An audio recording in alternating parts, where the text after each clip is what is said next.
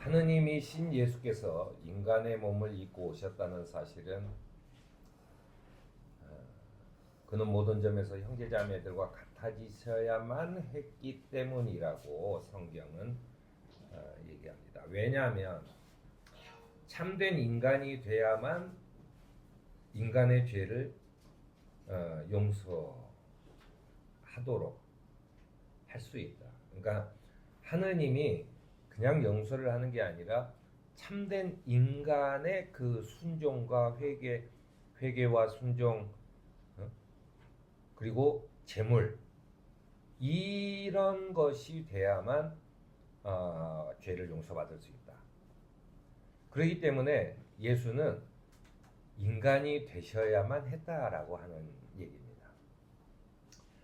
물론 인간은 나약하고 물질은 약하고 라고 주장하는 사람들이 있습니다. 당시의 그 철학들이 계속 그런 사회적인 분위기가, 철학도 그렇고 신앙도 그렇고 계속해서 그 육체는 아주 더럽고 그 내 영을 가두고 있는 감옥이고, 그래서 결국은 이것으로부터 해방되어야만 내가 참 인간으로서의 자유를 얻을 수 있다라고 하는 사조가 있는 거죠. 그래서 이제 당시에 예수님도 인간의 몸을 입은 것처럼 우리 눈에 보이지만 사실은 그는 신이 껍데기, 우리 그 인간들에게만 인간처럼 보이게 하는 그런 모습으로 나타나서 죽는 척하고 그리고 하늘로 올라가고 한 것이지, 그가 어디 감히 그 더러운 인간의 몸을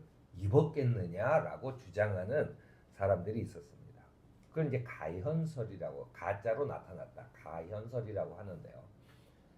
아마 그 그리스도교 역사에서 처음 나온 사이비 종교일 것입니다. 이거에 대해서 사도 요한은 이렇게 얘기해요. 속이는 자들이 세상에 많이 나타났기 때문입니다. 그들은 예수 그리스도께서 육신을 입고 오셨음을 고백하지 않습니다. 이런 자야말로 속이는 자요 그리스도의 적대자입니다라고 얘기를 해요. 그래서 예수 그리스도께서 육신을 입고 오셨다는 것을 시인하는 영은 다 하느님에게서 난 영이고, 그를 시인하지 않는 영은 인간들에서 생겨난 그런 못된 영이다라고 하는 것을 분명히 합니다. 죄가 머무는 곳에 인간의 영혼이 있기에 예수는 영혼을 가지셨어요. 그러니까는 우리가 사람이라고 하면 육체와 영혼과 그 이성, 생각, 이런 것이죠. 이것 중 하나라도 없으면 그건 인간이 아닌 거죠. 이 모든 것을 다 갖추고 오셨다는 거예요. 인간의 몸과 영과 혼을 모두 다 가지고 태어나신 하느님이라는 거예요. 예수가 참 인간이었다는 것은 그는 아기는 자라면서 튼튼해지고 지혜로 가득 차게 되었고, 이런 그 증언을 합니다. 이 증언이 뭐냐면 정말로 사람을 태어나서 다른 사람과 똑같은 성장기를 거쳤다라고 하는 것을 증언하는 거예요. 그렇지만 한 가지 분명한 게 있어요.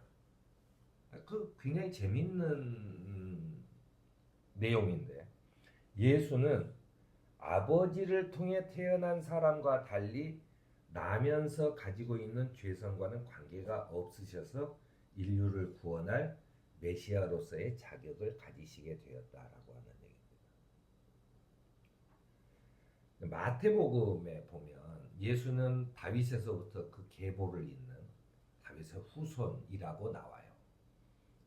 그런데 똑같이 그는 동정녀에서 나셨다. 즉 남자 쪽 DNA를 지금으로 따지면 전혀 받지 않고 여성의 DNA만 가지고 태어나신 분이다라고 하는 거예요. 그래서 가문이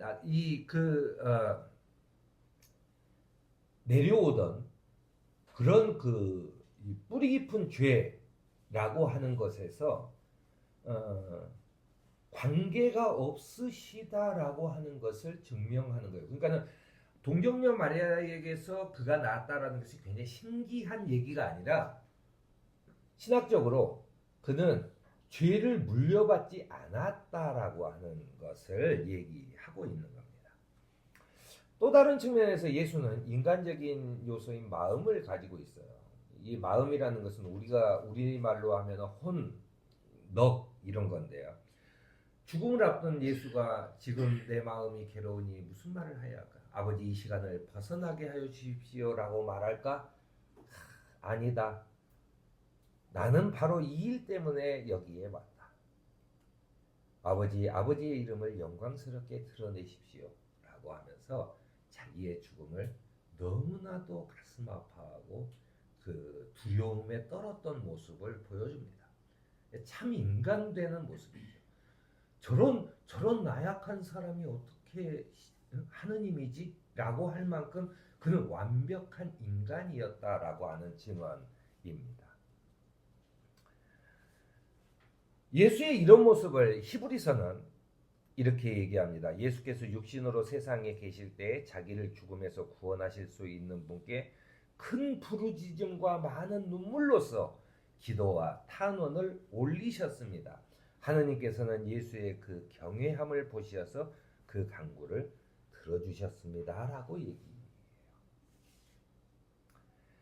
얘기해요. 아까는 이제 그 가연설이 나왔지만 초대교회 시절에는 예수의 무죄성을 변호하기 위해서 죄가 머무는 곳이 어디냐? 영혼이다. 그러니까 죄가 머무는 곳이 영혼이기 때문에 영혼을 가진 인간은 모두가 죄를 가지고 태어났다라고 믿는 사람들이 갑자기 그 예수는 인간의 영혼을 가진 게 아니라 신적 영혼을 가지고 태어난 분이다. 그러니까 그분은 그렇게 하셨다라고 주장하는 사람들이 생겨났어요. 왜냐하면 인간의 영혼이라고 하는 것은 사실은 우리가 이제 그 심리학에서 얘기하는 여러 가지 트라우마나 이런 것, 그 성장기와 이걸 거치면서 자기의 인생의 어떤 궤적들이 지금의 성격과 지금의 생각들을 만들어요. 거기에 갇혀서 지내는 거죠. 그게 과하면 치료를 받아야 되는 그런 상황에 이루는 것입니다. 그러니까는 인간의 영혼이라는 것은, 우리의 생각이라는 것은 사실은 완벽할 수 없어요.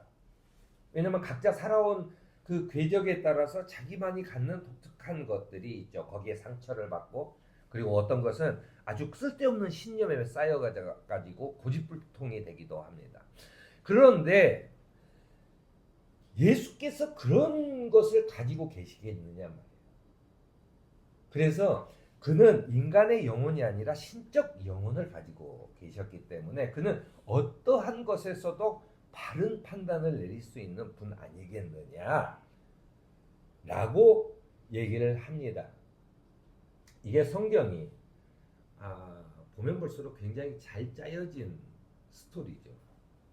이게 누군가가 썼다면 과연 2000년 전에 이렇게 썼을 수 있을까? 라고 했는데, 이 예수께서 마지막 십자가에서 하신 7마디가 있습니다. 그 중에 하나가 아버지 내 영혼을 아버지 손에 맡깁니다 라고 하는 그 예수의 인간적인 자기의 영혼에 대한 기도를 해요.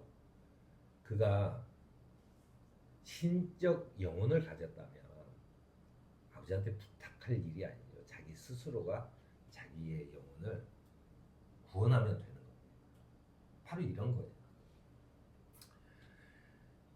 사실 성경을 보면 예수께서 너무나 인간적이었던 모습이 많이 나옵니다. 우리와 같은 인간들처럼 길을 가시다가 피곤하여 우물가에 주저앉으셨던 적도 있고, 이동 중에는 배 안에서 졸음을 이기지 못해 잠드셨기도 하셨고, 목마르다라고 호소하신 적도 있고, 금식 기도를 마치신 후에는 내가 배고프다라고 하는 얘기를 하셨어요. 그리고 영혼을 가지고 태어나서 마지막에 그 자기의 인간의 그 영혼을 하느님께 맡기는 그런 것입니다. 그러면서 히브리서는 사람이 한 번 죽는 것은 정해진 일이요 그 뒤에는 심판이 있습니다라고 얘기하는 거예요. 그러니까 예수가 참 인간이었다라고 하는 것은 그가 하느님인데 참 인간이었던 말든 무슨 소용이 있겠어요, 우리에게. 하지만 그가 참 인간이었기 때문에 그는 인간의 대표자로서 결국 하나님 앞에서 자기의 목숨으로 그 죄값을 어린 양이 됐다는 것은 이 제물이 되는 거예요.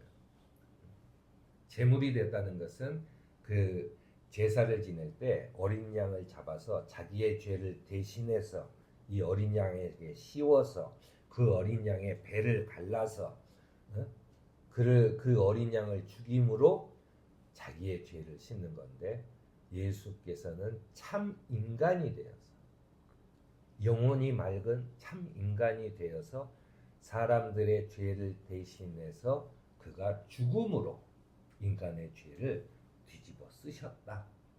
그래서 결국 인간은 이제는 구원받을 수 있는 희망이 열렸다라고 하는 이야기를 하고 있는 것입니다.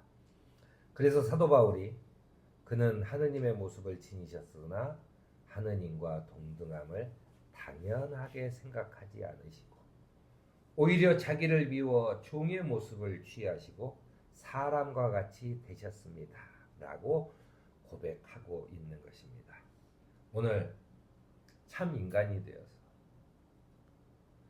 아픔과 눈물과 그리고 안타까움과 어찌할 수 없는 그런 한계 속에서 고통하는 그런 인간이 되셔서 우리의 구원을 위해서 오늘도 우리와 함께 하시는 주님의 사랑을 느껴보는 저와 여러분이 되기를